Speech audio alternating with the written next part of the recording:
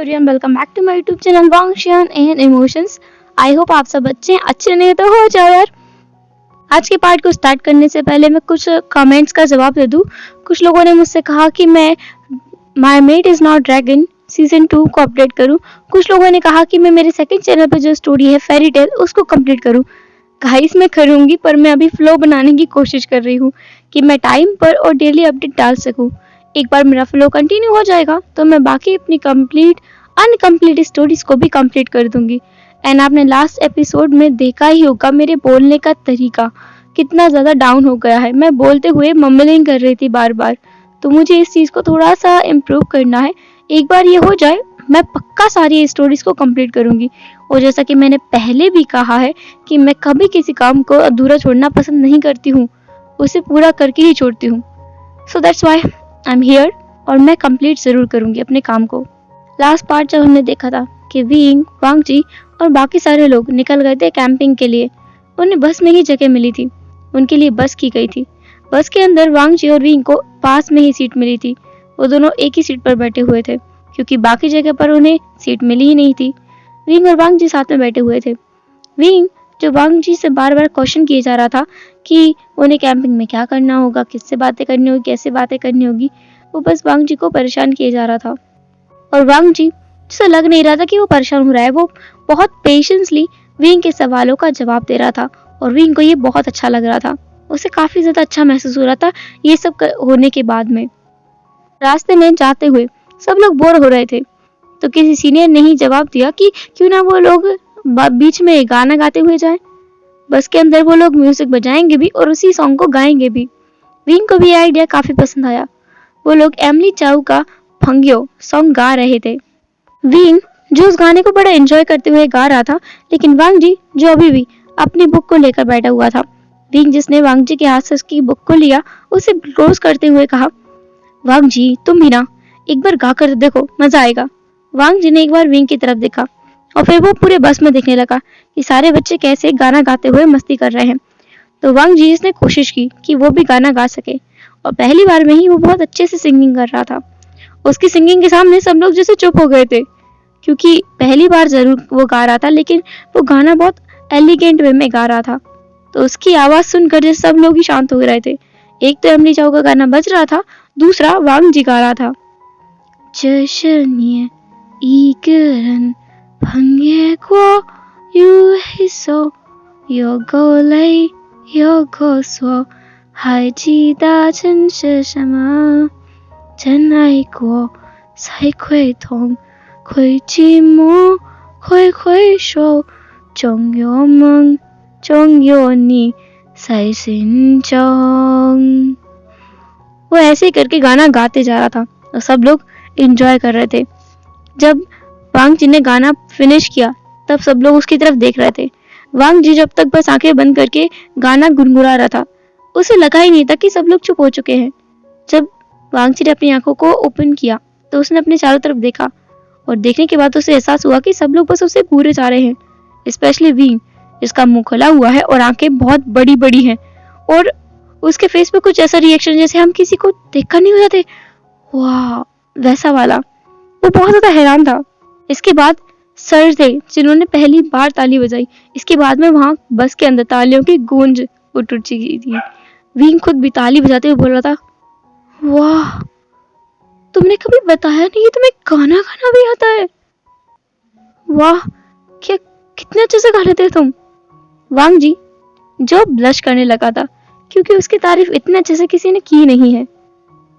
Wing जो वांगजी को देख पा रहा था, विंग जिसने कहा, ओ माय गॉड तुम ब्लश कर रहे हो वांगजी जिसने अपने फेस को दूसरी तरफ घुमा लिया था क्योंकि उससे ये सब कुछ अब झेला नहीं जा रहा था। विंग हद पार कर रहा है तारीफ करने में और उसे टीज करने में। विंग जिसे ये सब कुछ देख कर ना बड़ा मीठा मीठा सा एहसास हो रहा था, उसे बहुत अच्छा लग रहा था। बाकी सफर में भी ऐसे ही कुछ हादसे होते रहे, जैसे बीच में जो रास्ता था, क्योंकि वो लोग जंगल में कैंपिंग के लिए जा रहे हैं तो रास्ता कुछ खास अच्छा था नहीं। वहाँ पे काफी सारे पत्थर थे, ऊंचे नीचे दरारें थी, एरिया थे और खड्डे भी थे, जिसकी वजह से बस बार बार हिल रही थी और इसकी वजह से विंग कई बार वांगजी के ऊपर पूरा लोटपोट हो चुका था।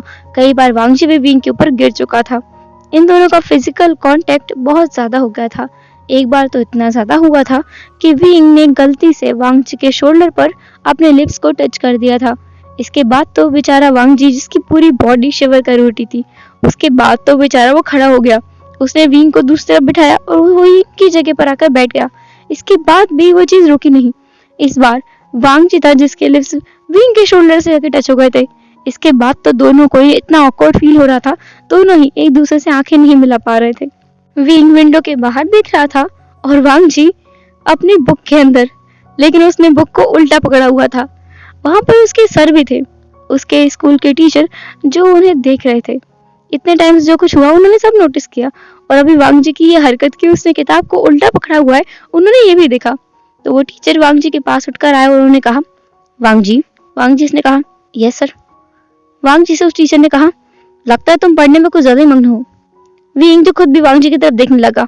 फिर उसने उस बुक को देखा। उस बुक को देखने के बाद उसकी आंखें एकदम बड़ी बड़ी हो गई थी और उसके फेस पर एक नोटी स्माइल थी। उसने अपने टीचर की तरफ देखते हुए कहा, हाँ सर, मुझे लगता है वांग जी बहुत ज्यादा पढ़ रहा है, इसीलिए तो उसने किताब को उल्टा पकड़ा हुआ है। विंग ने जैसे ही बोला, पूरा बस में जितने बच्चे थे ना, सारे टीचर्स और ड्राइवर, कंडक्टर, सब लोग बुरी तरीके से हंस रहे थे। वांग जी ने अपने हाथों में देखा, जो बुक है उसने उल्टी पकड़ी हुई है।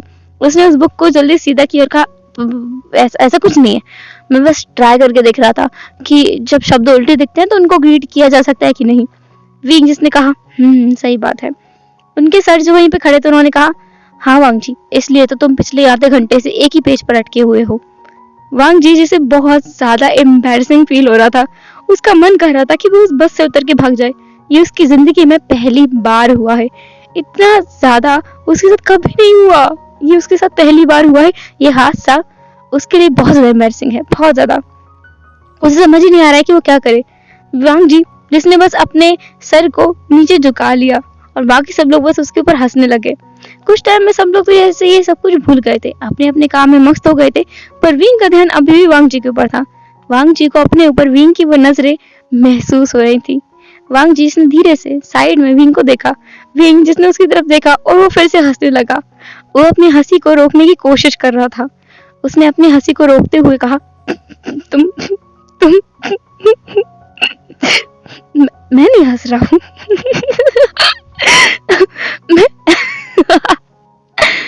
मैं बिल्कुल नहीं हंस रहा हूँ, मैं बिल्कुल भी नहीं हंस रहा हूँ। वांग जी जिसने विंग की तरफ घूर कर देखा। विंग अब चुप हो गया। उसने अपने सर को घुमा लिया, लेकिन वो दूसरी तरफ भी होकर अपनी हंसी को रोकने की कोशिश कर रहा था, और वांग जी को वो सब कुछ एहसास हो रहा था। विंग के वो हिलते हुए शोल्डर्स उसे बता रहे थे कि विंग कितना ज्यादा अपने आप को रोक रहा है हंसने से। फाइनली वो जंगल में पहुंच गए थे। यहाँ से आगे का रास्ता उन्हें पैदल चल के ही तय करना था। टीचर जो बच्चों को उतार रहे थे। बाहर आने के बाद में वांग जी विंग दोनों ने बहुत अच्छा महसूस किया, क्योंकि वहाँ पे इतनी ज्यादा हरियाली थी, नेचर था, पक्षियों की चहचहाने की आवाज है, कोयल के कूकने की आवाज, और बहुत अलग अलग तरह के साउंड, जैसे रिवर के फ्लो होने का, हवा के चलने का, अलग अलग तरह की खुशबुओं का जो एहसास है उन्हें आ रहा था। साथ साथ कहीं ना कहीं से उन्हें भीगी मिट्टी की खुशबू भी आ रही थी, जो उन्हें बहुत ज्यादा रिलैक्सिंग और कामिंग महसूस करा रही थी। विंग जिसने न जाने क्यों लेकिन इस बार वांग जी की तरफ देखा। वांग जी जो आसमान की तरफ देख रहा था, इतना खुला हुआ आसमान उन्होंने शहर से कभी भी नहीं देखा। शहर में ऐसा आसमान होता ही नहीं, शहर का आसमान बहुत अलग होता है। विंग वांग जी की तरफ देख रहा था, उसे एहसास भी नहीं हुआ, और वो वांग जी को कब तक घूरता रहा। विंग जो वांग जी को देख पा रहा था कि आज वो कितना ज्यादा हैंडसम लग रहा है। विंग ने कभी वांग जी को ऐसी नजर से देखा ही नहीं जैसे वो आज देख पा रहा है। वांग जी, ऐसा लगता है कि भगवान ने वांग जी को बहुत ही तसल्ली से, इत्मीनान से तराशा हो। उसकी वो आंखें, उसकी वो सुंदर सी आंखें जिनका रंग ब्लैक है, उसकी आईलैशेस जो कि काफी लंबी है, उसकी आईब्रोज जो एकदम सेट है अपनी जगह पे, वो नेचुरली इतना ब्यूटीफुल है। उसकी जो ग्लोइंग स्किन है वो भी विंग को नजर आ रही है। उसके वो पिंकिश लिप्स। विंग जिसने पहली बार उनको देखा, उसे ऐसा महसूस हो रहा था उसने कभी भी वांग जी के लुक्स पर इतना ध्यान ही नहीं दिया। स्पेशली वांग जी के नोज पर एक छोटा सा तिल है, वो उसे और भी ज्यादा खूबसूरत बना देता है। वांग जी जिसने अपने गले में ब्लैक कलर का कुछ तो पहना हुआ है, एक छोटी सी डोरी जैसा कुछ, जो उसे और भी ज्यादा निखार रहा है। ऐसा लग रहा है जैसे बहुत सफेद सी कोई चीज है, उसमें छोटा सा तिनका काले रंग का रख दिया गया हो, जो ये इंडिकेट कर रहा है कि इस चीज को नजर नहीं लगनी चाहिए, किसी की भी नहीं। विंग जो उसे बहुत ही ध्यान से देख पा रहा था, विंग जो अपनी आंखों को नीचे लेकर आ रहा था। वांग जी के फोरहेड से लेकर नोज पर, चीक्स पर, आईज पर, आईब्रोज पर, लिप्स पर, चिन पर, देन उसके थ्रोट पर। वो थ्रोट जब वांग जी ऊपर की तरफ देख रहा था और गल्प कर रहा था, तो विंग का गला जैसे सूखे जा रहा था। हाँ, उनके वो टीचर भी थे जो इन दोनों को देख रहे थे। वांग जी कैसे आसमान की तरफ देख रहा है और उनका स्टूडेंट विंग कैसे वांग जी की तरफ देख रहा है। उन आंखों में जो भी कुछ था शायद वो समझ गए थे, तो वो उन दोनों के पास आए और विंग के बिल्कुल कान के पास आकर उन्होंने विस्पर किया, खूबसूरत है ना? विंग जिसने गल्प करते हुए कहा, हद से ज्यादा। विंग जिसे ध्यान आया कि क्या, उसने फिर अपने पास में देखा और वो देखकर डर गया, इतनी बुरी तरह से डरा कि वो नीचे गिर गया। उसने कहा, हाँ, क्या करते हैं आप सर? वांग जी जो खुद भी होश में आया, उसने नीचे देखा, वहां पर विंग गिरा हुआ है और उसके सामने उसके सर खड़े हैं। वांग जी ने विंग को उठाया और कहा, तुम ठीक तो हो ना विंग? विंग ने कहा, हाँ हाँ हाँ हाँ, मैं ठीक हूँ। विंग जो बहुत ज्यादा ब्लश कर रहा था, उसके चीक्स एकदम रेड हो चुके थे, उसके कान भी बिल्कुल लाल टमाटर जैसे हो गए थे। वांग जी ने ये देखा तो उसने विंग की गालों पे हाथ रखा और कहा, विंग, तुम्हारा चेहरा इतना लाल क्यों पड़ा हुआ है? तुम्हारा चेहरा इतना गर्म क्यों है? उसके प्रोफेसर जो वहां खड़े थे, मतलब उसके स्कूल टीचर, जो कि बड़े मुस्कुरा रहे थे, उनके फेस पर तो एक बड़ी ब्राइट स्माइल थी। ऊपर से इधर दोनों ये कपल आपस में लगे हुए थे। विंग ने वांग जी के हाथ पर हाथ रखकर कहा, मैं विंग वांग जी की तरफ देख रहा था, वांग जी के उन हिलते हुए लिप्स को, जब वांग जी उससे पूछ रहा था कि विंग ठीक है कि नहीं। विंग का ध्यान तो वहीं पर था और वांग जी जो उसे चेक कर रहा था, उसके हाथों को उसने चेक किया, वहां से मिट्टी लगी हुई थी, उसने उस मिट्टी को साफ किया। विंग जो नीचे गिर गया था, उसके कपड़ों पर भी मिट्टी लगी हुई थी। वांग जी ने देखा कि विंग जो है अपने जो है बैक के बल पर नीचे गिर गया था, तो विंग के बैक को भी उसने क्लीन किया अपने हाथ से और उसके बम पर भी उसने स्लैप मार दिया, क्योंकि वहां पर मिट्टी लगी हुई थी। वांग जी ने ये सोचे समझे बिना किया था, लेकिन विंग जो बड़ा हैरान हो गया, उसने कहा, क्या क्या कर रही है तुम? वांग जी ने कहा, सॉरी, आई एम सॉरी, ऐसा बोलकर वो नीचे वो करते हुए वहां से निकल गया, क्योंकि वांग जी को एहसास हुआ कि उसने कहीं और ही टच कर दिया है, जहां पर उसे हाथ नहीं लगाना चाहिए था। वांग जी के वहां से जाने के बाद जो सर है, उन्होंने विंग की तरफ देखा। विंग ने कहा, सर, वो मैं भी जाता हूँ, कैंपिंग करना है ना, टेंट भी लगाना होगा, बाय बाय। ऐसा बोलकर विंग निकल गया और पीछे बस वो सर मुस्कुरा रहे थे। इसके बाद वो भी उनके पीछे निकल आए। अब हम देखते हैं नेक्स्ट सीन, जब विंग और वांग जी अपना टेंट लगा रहे थे। विंग जिसके हाथ में हथौड़ी थी और वो उस कील को नीचे ठोकने की कोशिश कर रहा था जमीन के अंदर, कि टेंट कैसे तो लग जाए, पर विंग जो ठोकने के चक्कर में उसने अपनी उंगली को ही दबा दिया था उस हथौड़ी से, जिसकी वजह से उसके हाथ पे चोट आ गई थी। विंग जो चोट चिल्लाया, वांग जी जो विंग के पास आया, विंग के पास आकर उसने उसकी उंगली को देखा और कहा, विंग, तुम कोई काम सही से नहीं कर सकते, ये क्या किया तुमने? वांग जी विंग को लिटरली डांट रहा था और इस बात का एहसास वांग जी को भी नहीं था कि वो जिंदगी में पहली बार किसी के लिए कंसर्न फील कर रहा है, वरिड है, केयरिंग है और उसे डांट भी रहा है। वांग जी को इस बात का बिल्कुल भी एहसास नहीं था। उसने बस विंग के फिंगर को लिया और उसे वाटर में डिप कर दिया। उस वाटर में जाने के बाद विंग को थोड़ा रिलीफ महसूस हुआ। उसे अभी भी अपने फिंगर में बहुत ज्यादा जलन महसूस हो रही थी। विंग ने कहा, बहुत जल रहा है। वांग जी ने उस पर फिर ऑइंटमेंट लगाया, उसे क्लीन करने के बाद उसकी मलहम पट्टी अच्छे से कर दी। इसके बाद उसने खुद ही टेंट लगाया अपने लिए और विंग के लिए।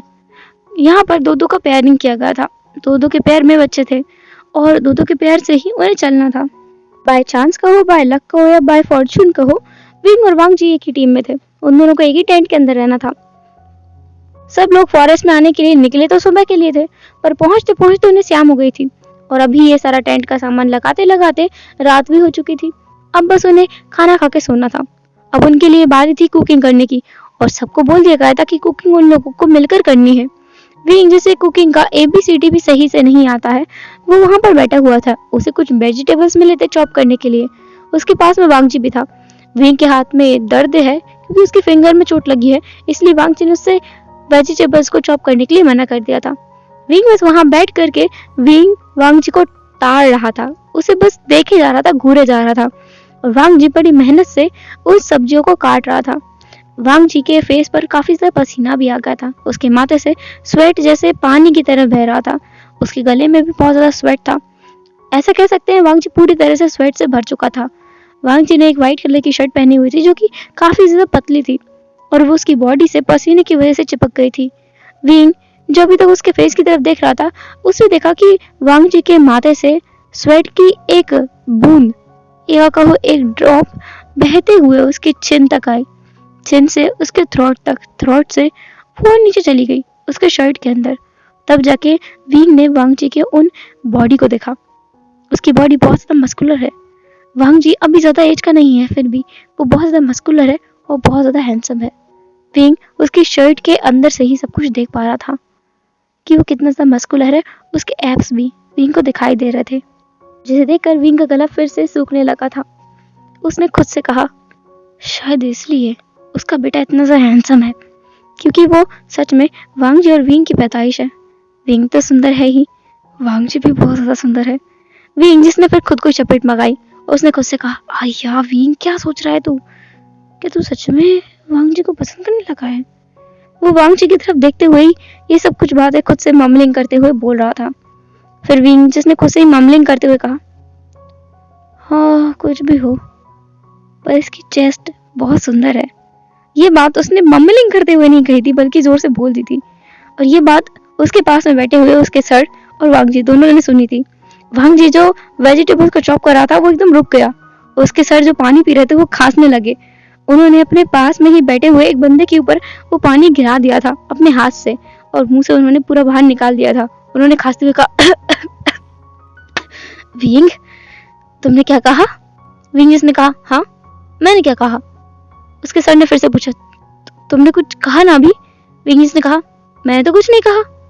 वांगजी विंग की तरफ घुरकर देख रहा था, मतलब ऐसी आई से जैसे वो बहुत से हैरान हो कि क्या उसने सही सुना है, क्या उसे अपने कानों पर विश्वास करना चाहिए। उसने विंग की तरफ बस देखे जा रहा था। विंग ने वांगजी की तरफ देखा और कहा, क्या? मैंने सच में कुछ नहीं कहा।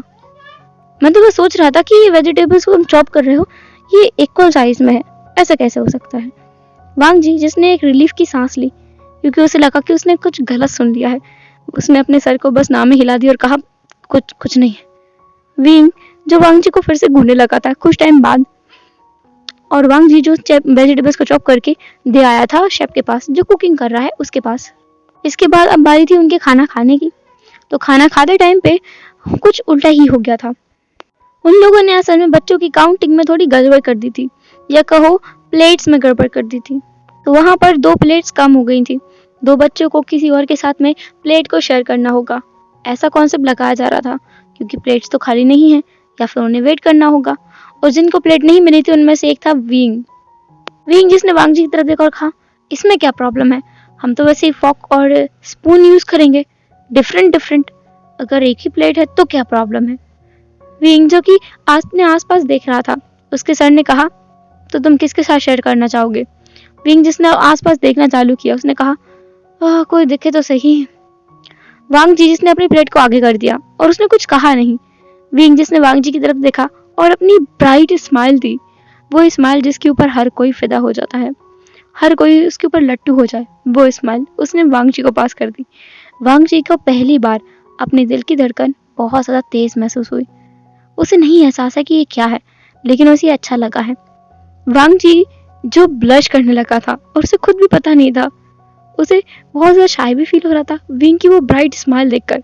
विंग जिसने ये चीजें देखी ना, तो उसे वांगजी बहुत ज्यादा क्यूट लगा, इतना क्यूट कि उसका मन कर रहा था कि वांगजी के दोनों किक्स को पकड़े और पकड़ के ना बस खींच दे, पर उसने खुद पर काबू किया और अपने फूड को एंजॉय किया। विंग और वांगजी दोनों एक प्लेट से ही अपने फूड को खा रहे थे। दूसरी तरफ प्रोफेसर जो थे, उनके हाई स्कूल टीचर, जिन्होंने खुद भी दूसरे टीचर के साथ में अपना फूड शेयर कर लिया था, ऐसे सब कुछ इंतजाम हो गया था। अब बारी थी प्लेट्स को क्लीन करने की, तो यह जिम्मेदारी दूसरे बच्चों पर रख दी गई थी, क्योंकि विंग बेचारा कुछ कर नहीं सकता, उसके फिंगर में पेन जो है वो बेचारा हर एक काम से बच गया था। अब लास्टली बारी थी उनके सोने की, क्योंकि सब लोग बहुत थक गए थे और वो कल से कैंपिंग करने वाले हैं, तो अब उन्हें बस सोना था और इसलिए सब लोग अपने अपने टेंट में चले गए थे। वांग जी और विंग खुद भी अपने टेंट में आ गए थे। अपने टेंट में आने के बाद में विंग जिसने एक छोटे से पिलो से उन दोनों के बीच में ना एक गैप बना दिया था। उसने कहा था कि इस तरफ ना वांग जी आएगा ना उस तरफ विंग जाएगा। वांग जी ने कहा इसके बाद वांग जी जो अपने दोनों हाथों को अपने चेस्ट पर फोल्ड करके और सो गया। विंग जिसने वांग जी को कॉपी करते हुए बिल्कुल उसकी तरह स्ट्रेट पोजीशन में लेट गया और अपने दोनों हाथों को अपने चेस्ट पर फोल्ड कर लिया और अपनी आंखों को बंद किया। वो लगभग 2 मिनट तक ऐसे ही करता रहा, लेकिन उसके बाद भी उसे नींद नहीं आई, तो उसने करवट बदल ली और फिर उसने अपनी नींद को लगाने की कोशिश की। कुछ टाइम बाद विंग सो भी गया। हेलो एवरीवन, तो कैसा रहा पार्ट आज का? जो भी हो जैसा भी कमेंट जरूर करना एंड फिर मिलेंगे नेक्स्ट एपिसोड में। तब तक के लिए टाटा, बाय बाय, अपने ख्याल रखना, बाय बाय।